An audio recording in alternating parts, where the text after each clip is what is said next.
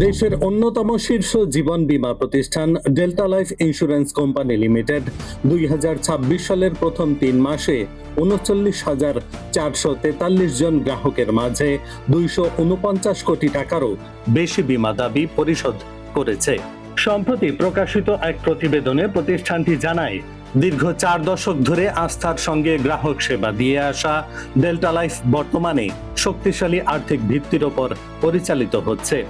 2025 সালের অনিরীক্ষিত হিসাব অনুযায়ী কোম্পানিটির মোট সম্পদের পরিমাণ 4,944 কোটি 90 লাখ টাকা।